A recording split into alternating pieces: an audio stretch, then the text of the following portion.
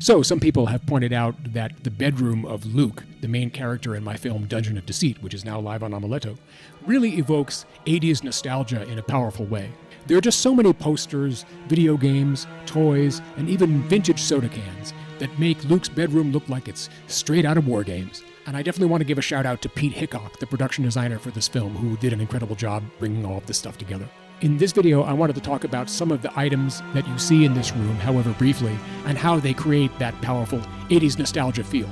First, we have the computer that our hero is using, which is supposed to look like an IBM PC or like a PC clone circa 1987. The case of the machine, where the disk drives, motherboard, and so on would be in a working computer, was actually hollow. But we had a real working cathode ray tube monitor.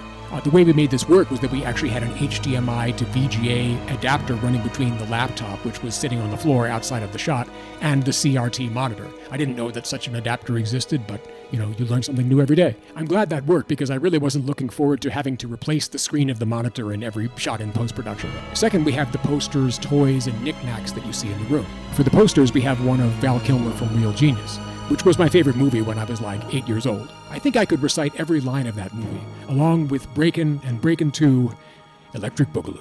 Next, we have a couple of Rush posters for Rush's albums from the 80s. There's the poster for their 1982 album Signals, which I was too young to know about when it came out, but I later became a gigantic fan of. On the other side of the room, we have a poster for their 1985 album Power Window. When I was growing up and I was this long-haired kid and I was only interested in playing drums all the time, Neil Peart, like many drummers, was my idol. When my brother and I had bands, I wanted to be the drummer who wrote the lyrics because that's what Neil Peart did, and of course it seemed self-evident to me that that's what I should do too. It's still kind of difficult for me to talk about the fact that he's gone. Even though I didn't know him personally, I kind of felt like I did reading his lyrics and listening to his playing. Third, let's talk about some of the toys that we see in the room. This is obviously a Transformer.